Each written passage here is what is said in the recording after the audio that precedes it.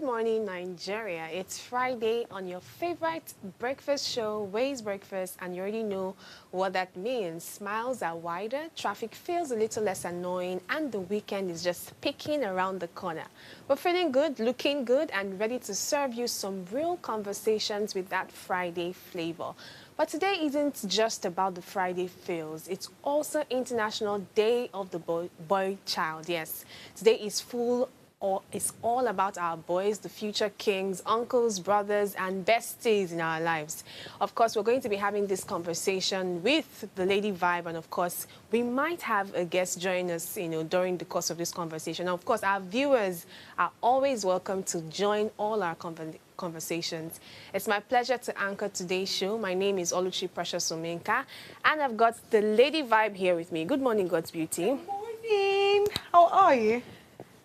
How am I? Well, you're I'm looking good. beautiful. You're supposed to be looking good. I mean, you're supposed to be fine. You're supposed to be.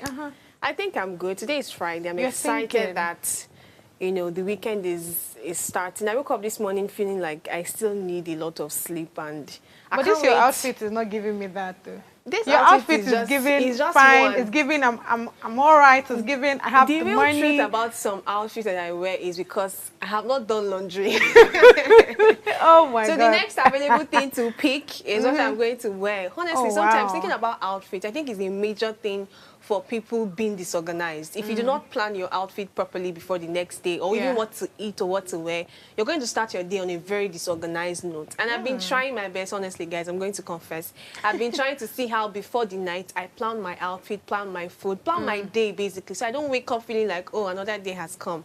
But, as they say, little efforts, right? Maybe one day we'll get it. Right. We're not going to take any break. We're just going to head straight to our headline stories this morning, and I'll start with God's Beauty on the international papers. All right, so let's be independent with the Independent newspaper today. Drive All right, us. the top banner headline, that's at the red background, as you can see there. We have there, Trump, no Ukraine breakthrough until Putin and I get together. I really don't know if that's Delulu, but we'll talk about that some seconds later. So on the main header, we have just directly below the top banner, we have Rachel Reeves claims Britain beginning to turn a corner after surprise 0.7% growth in economy. That sounds like a good news. The primary headline today on the newspaper has fury over PM, that's Prime Minister, plan to offload migrants to foreign return hubs. So that's the headline I feel like is important for us to dissect, right? And we have here the UK Prime Minister, that's Starmer, has proposed a plan to send failed asylum seekers to foreign countries where they would be placed in special facilities called return hubs. Okay, essentially, instead of staying in the UK, these immigrants will be relocated abroad. Now, the plan has caused public outrage, right, and political controversy because it resembles the previous plan known as the Rwanda policy that we have suggested sending asylum seekers to, Rwanda. Now, many people think it's unfair or inhuman to send vulnerable individuals to other countries instead of allowing them to stay in the UK. All right, one major problem is that Albania, the country where the Prime Minister announced this plan, has refused to participate. Now, this means the plan is already facing setbacks as the UK needs to be linked countries to make it work. People are also worried that this plan could damage the UK international image. So I feel like someone is actually calling it quits on this one. Anything immigration, he's ready for it. And on this one, he went to Albania, right, a country, and spoke to the leader there, and more like to me, I like this policy, but of course, like the policy of people leaving. No. So this is it here. He feels like all of these asylum seekers that come to the UK, because already that he has an issue with immigrants and all of that. So instead of allowing them to stay in the UK or deporting them back to their country, since of course they need protection and they want to stay away from their country, he feels like they should, instead of coming to UK, he just takes them to another country, and that's taking them abroad again. Do you get the point? Another country that he doesn't have jurisdiction over, or he has jurisdiction over. I mean, he has normal relationship with each of these countries. So that's why he went to Albania and he was speaking to the leader and to the person that instead of because of the issue I have in the UK and I'm trying to resolve certain things, So when they come, I'll just take them to you. And of course, that one said, no. It sounds I don't funny. want it. It Yeah, just that's what feels I say. like It's funny, but I have my own house, and then if maybe Kiki now says she wants to come live with me, and I say, Kiki cannot live with me, go to God's Beauty, and I'm coming to you to tell you, please let Kiki live with you. So, you know, people have been talking about this whole immigration story, and they almost paint these nations that don't want immigrants or, you know, whatever they call them to be in their country as if they are the villains. But we're forgetting the main issue in this story, that the first people that should be the priority of every nation should be the citizens of that nation. Do you understand? True, so true. I think this is a call for, I mean, it's a very sad one, seeing that immigrants are the fix right now. They don't know where to go. At this point, it's the heavenly ways they should follow, because at least in heaven, there's room for everyone. Right?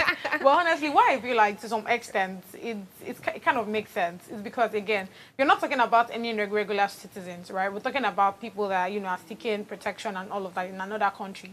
So instead of, you know, the UK deporting you back to your country where you're already running away from, it just makes sense that they take you to another country where you'll be safe. So you see why I feel like the idea makes sense. But of course, it has to, you know, be... the idea doesn't make sense. Taking to another country, you are imposed. Who told you that the other countries want them as well? But except if you have jurisdiction over them. No, it's not about jurisdiction here. So because that's why he's going that kind of authority in that sense. No, so this is it here.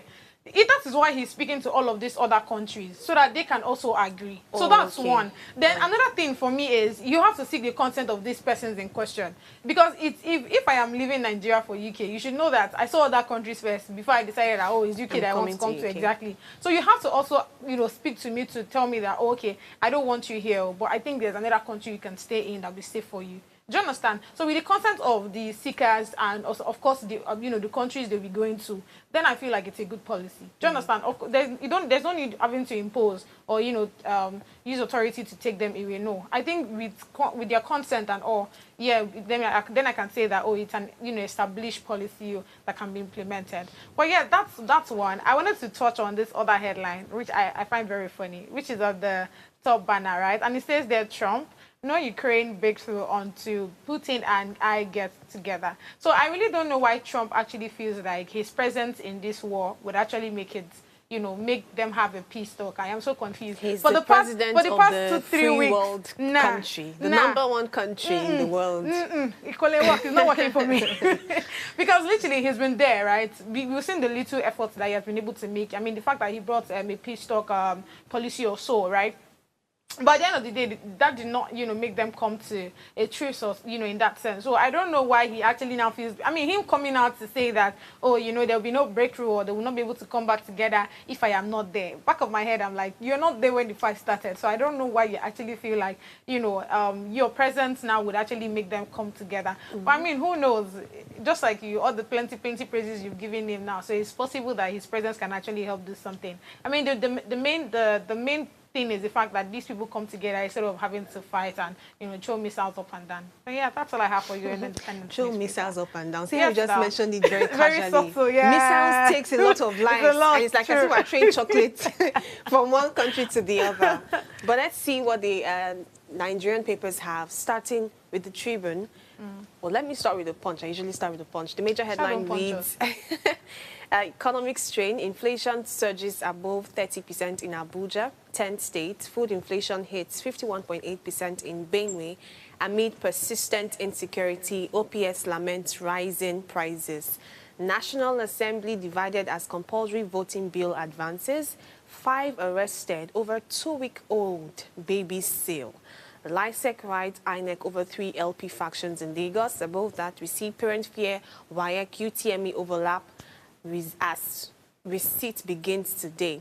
APC fumes as Atiku names parties in anti-Tinubu coalition. Service chiefs tour military bases as terror attacks, and Tinubu to join world leaders at Pope's inauguration. So, honestly, I was going to talk about something that seemed more like an information, just, you know, to know what's been happening, because it was very surprising to see Nigerians following the whole Pope inauguration, from the death of the former Pope to the inauguration of the new one. So it felt like, you know, an information that Nigerians are quite interested with. And I was going to talk about Tinubu's contribution in that sense to the current inauguration. But then I can't take my eyes off this very sad news that I just saw. It says here 5 arrested over 2-week-old baby sale. And for a long time, I think maybe for the papers so far, I haven't, of course, there are bad news on the papers from economic strain to different, political issues and maybe some private sector issues as well. But you see all those issues of kidnapping, banditry, insecurities, we know them. But the ones that have to, like, eat deep and go really personal, I haven't seen it for a while. So seeing this one really made every hair in my body stand up at this point, because a 2-week-old baby for sale, these things still happen. It's not just in Nollywood movies that we always watch them. They still happen, but I'm glad that they've been apprehended. And I'm really hoping that they really serve their time. I'm hoping that justice is met, because this is a callous, it's a callous behavior. And I wonder how these people still exist in our society. But I've heard someone say that you can't necessarily eradicate evil totally in a society. It means you're taking away everybody, because everybody has their iota of evil and bad days. But this is for everyone to be safe, because they are still callous individuals without hearts. They just have a space for heart, but it's actually a stone that is there. Because why would you want to sell a 2-week-old baby who just came to this life and doesn't even know what's going on? But that's for us to be safe. And then on the whole information update, President Bola Tinubu will depart Abuja for Rome, the capital of Italy, on Saturday at the invitation of Pope Leo. He's going to be accompanied by top Catholic leaders. President Tinubu will attend a solemn mass marking the beginning of the pontificate of His Holiness Pope Leo, the 267th Bishop of Rome and the new leader of the Roman Catholic Church. Quite interesting. I can't wait for updates. At this point, I'm wishing President Bola Ahmed Tinubu was an influencer at this point. So you can have, real life updates on what's going on. I have not heard of. Oh my God, don't do that. but it's not going to be bad. Don't mind the Gen Z me that is feeling like some of these political leaders should take up influencing. But that's why they have media aids now. So they are media aids. People that are supposed to be doing I'm not trying to say anything, but they are too corporate. Maybe there's this whole protocol and formality. Let's see life updates, the way the influencers will do it. But I think one person that is very vocal on social media, a political leader, like top number one, maybe Trump. I guess Trump on X at that time, even before the elections, he's that one president that will give you fire for fire and has the whole snide remarks. But President Bola Ahmed Tinubu, I've gone through his page, nothing really amazing. Like, he's very official, sir. Give us real life updates on the inauguration ceremony, but that's on a very light note. Let me take you through. Did I just say that actually? Thinking about it now. I've been thinking about it. So on UTME as well, reps to probe poor performance. We're still having this conversation. Above that, we see Nigeria's inflation seizes to 23.71%, says NBS. ECOWAS court orders Nigeria to release man detained for 16 years without trial. Elections, reps push for 6-month imprisonment, 100,000 naira fine on non-voting citizens. We also have more stories on PDP. It says again, PDP, NNPP lose 3 reps to APC. Bauchi governors insulted my late father, threatened to slap me, foreign affairs ministers. Kidnappers seize ransom bearers in Ondo, demand 30 million naira for APC chair, and 2 others released. We have stories here on the court convict 10 Thai sailors ships, slams $4.3 million fine over 32.9 kg cocaine trafficking. More stories about individuals that are callous at heart and are still living with us. But I also saw this story I saw it yesterday on The Punch, where, Luth, I think it was Luth, this teaching hospital in Lagos, there was an outcry of how they are short of staffs, they are short of equipment. Literally, the infrastructure is not helping their work become better.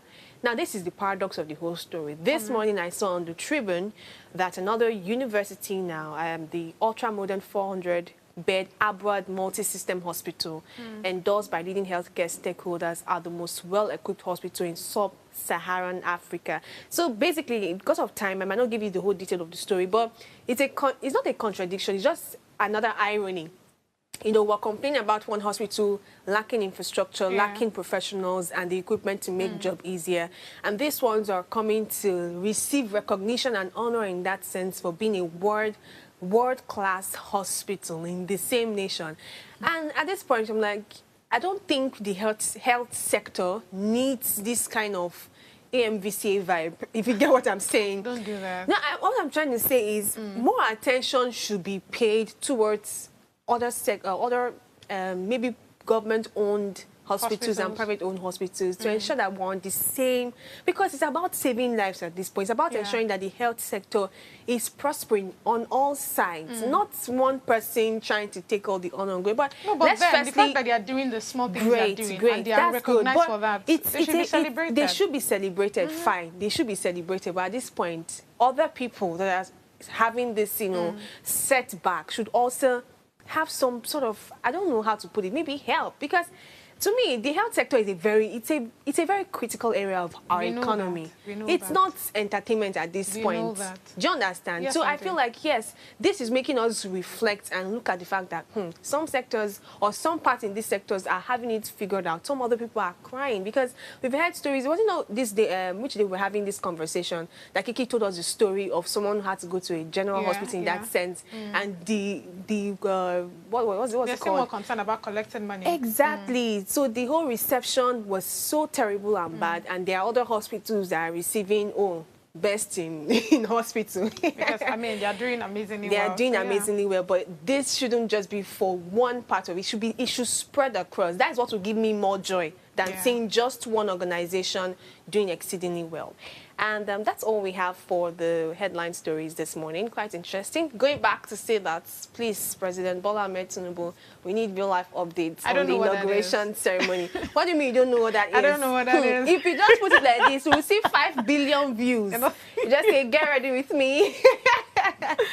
But on a very lighter note, we'll take a short break. And remember, today is still International Boy Child Day. So this is the day where your brothers, your cousins, male cousins, fathers, any boy child in your life, basically, we want them to be part of this conversation. Share your stories with us. And after we return from this break, we're going straight to the hot topic. Please stay with us.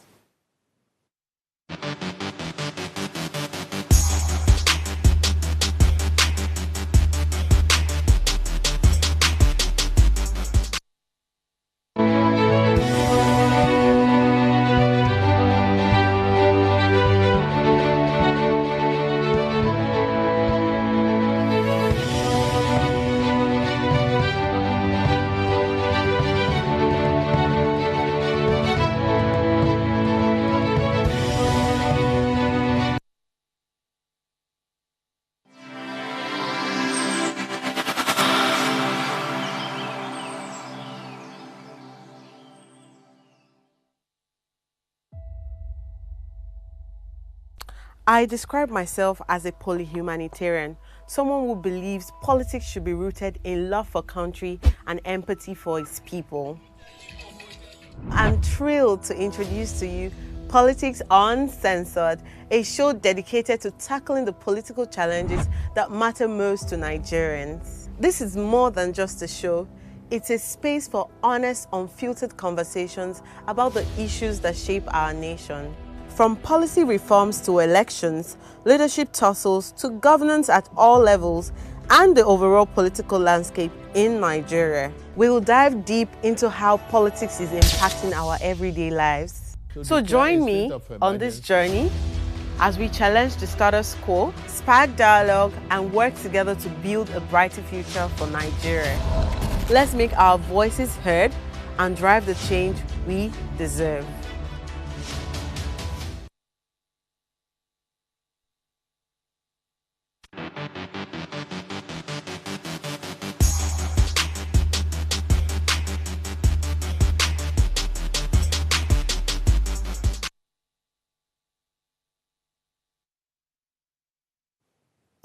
Welcome back, and thank you for sticking with us. Today, May 16, is the International Day of the Boy Child, a day set aside to recognize and reflect on the challenges that boys face in today's world.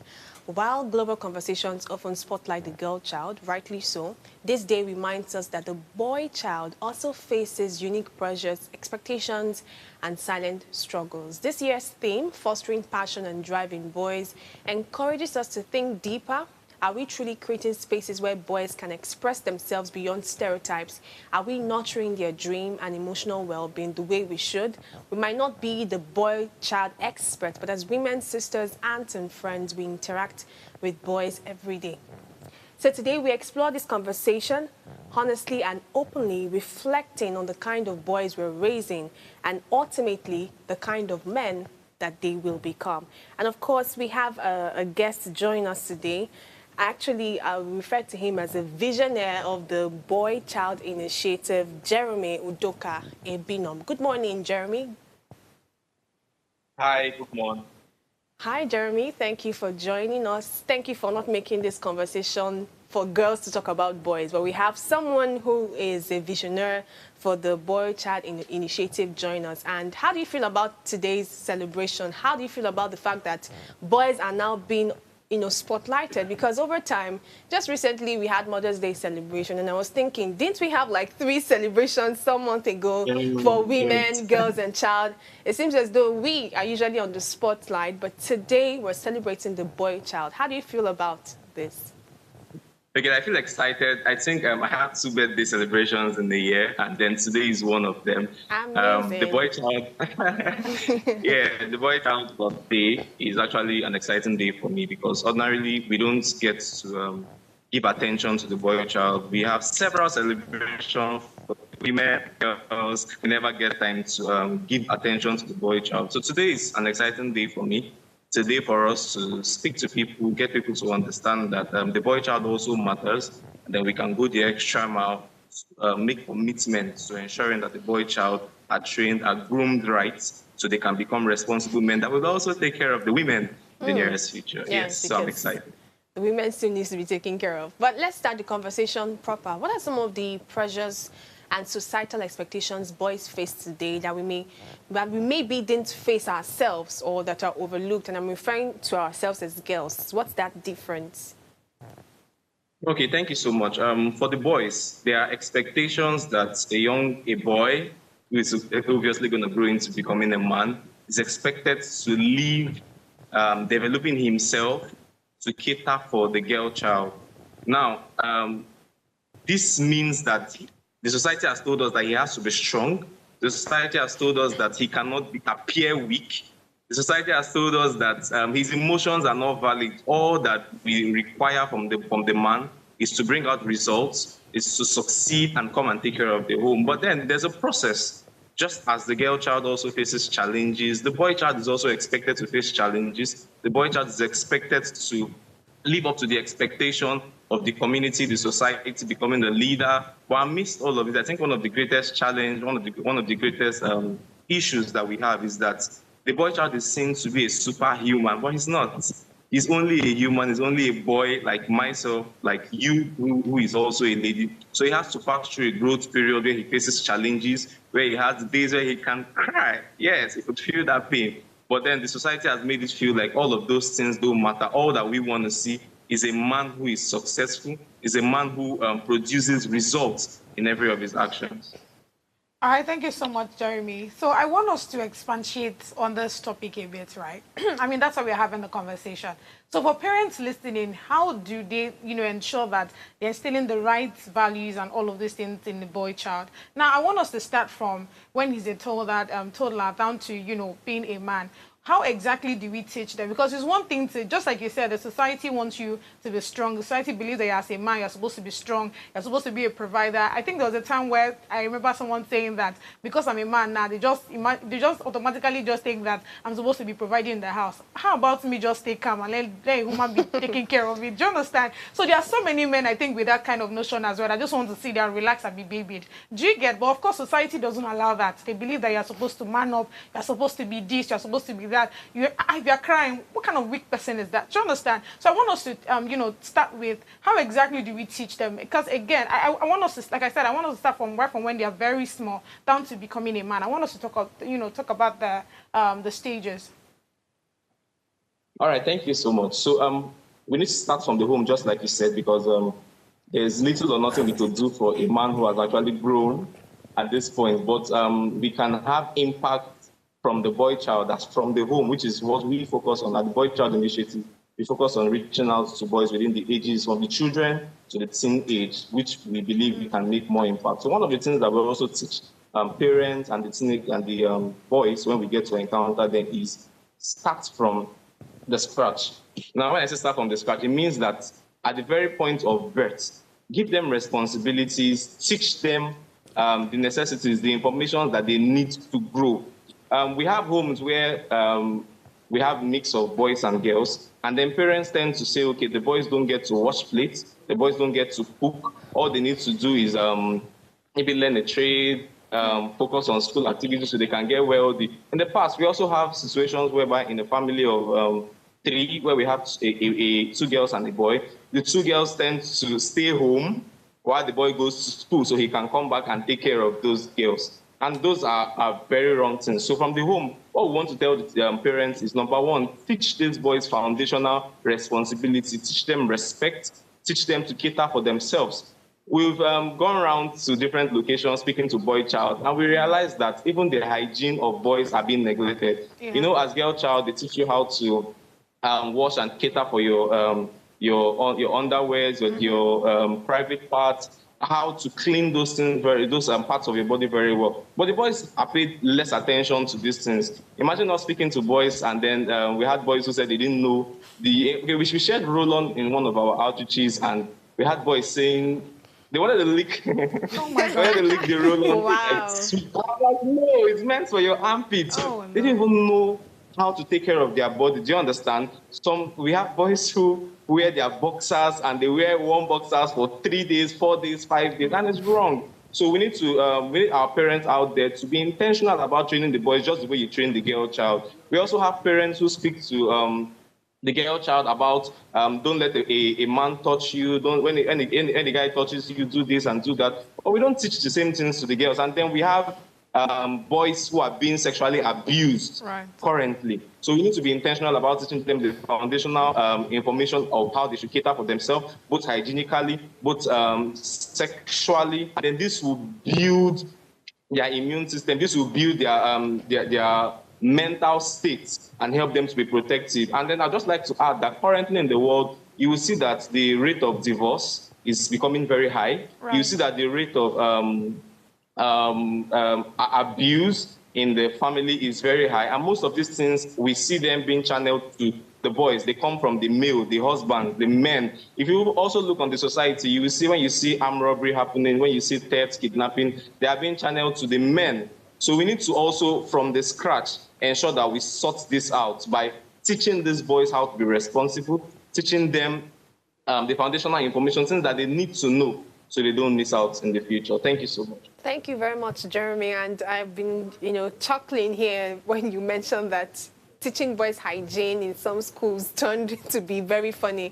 Imagine boys taking up roll-on to lick it. And I'll just recall, in secondary school, many times, the hygiene companies that we see come over to speak to the students are usually, sanitary pad people, majorly for the girls. So you hear them say, oh, the boys in the assembly grounds, just go somewhere else and let's focus on the girls. But I really love this conversation and great work with what you're doing. So we have some comment here, some shout out for you. God's Will Osinachi said, this is awesome. Happy International Boy Child Day to all the boys out there. You are great.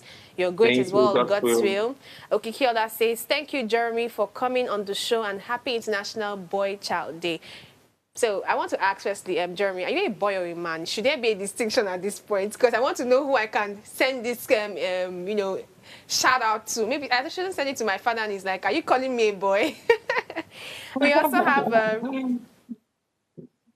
we also have Martins Ebunom here saying, great, happy International Day of the Boy Child. So it's a very amazing one.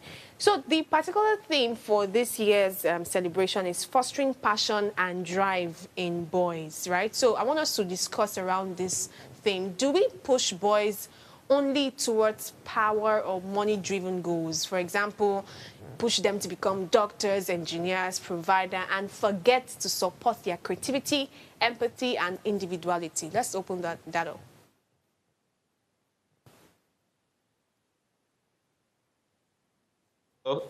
I think I lost you. I couldn't hear you. Can you take All that right, again? yeah, Sorry. surely I'll take it again. So I said, let's take this conversation to relate to the theme of this year's celebration. It's about fostering passion and drive in boys. So I want to firstly ask, do you think that we're pushing boys only towards power and money-driven goals? For example, making them want to be engineers, doctors, providers, and forget to support their creativity, empathy, and individuality? Okay, yes.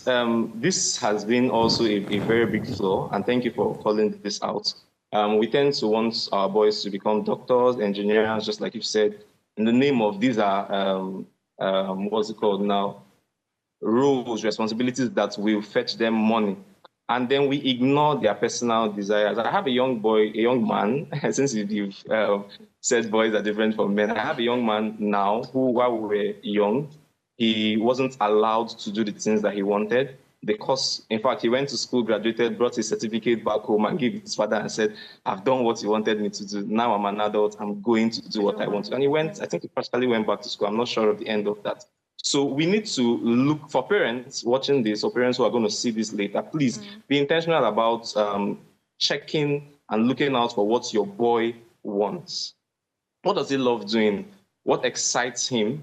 What results does he achieve? And you see that passion, you see that sense of achievement in him. You need to be intentional about noticing those little achievements. That's where you get to know who he is. And then the minute, so the reason why a lot of boys grow up, and I'm not giving an excuse, and start abusing their loved ones and all of that is because they've lost their sense of confidence, they've lost their sense of purpose. Why? They were taken out of their calling, their place of joy, their place of passion. So as much as, for example, I personally own a design company where I make designs and all of that, but that's not what I studied in school. But at least from the young age, I had people, I have mentors, I had parents who were able to help me enjoy my creativity. Do you understand? So we must identify what the boy loves, and then while you are trying to help him become a doctor, also recognize what he loves doing. I think that's what I would say about that. We have to go on a short break now, and when we return, we're going to ask more personal questions, especially as regards what you do, with your foundation. So please stay with us, our viewers. Thank you for the comments. Keep them coming, and we'll be right back after this short break.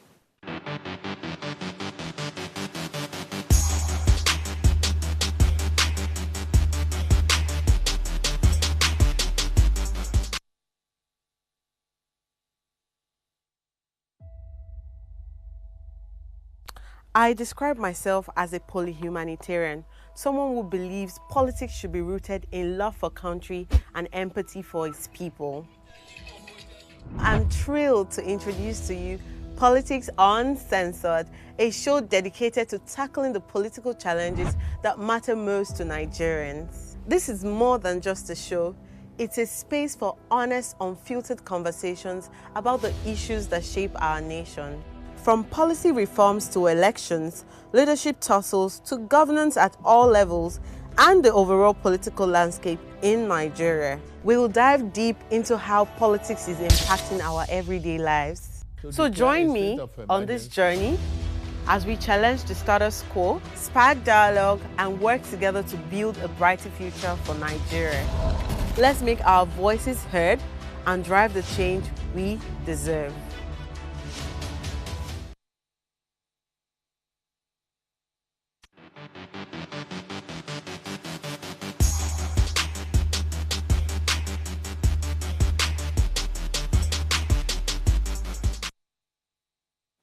Welcome back, people. Happy International Boy Child Day. We're going to be screaming this throughout the rest of the day, and we're, giving a shout out to every boy child out there.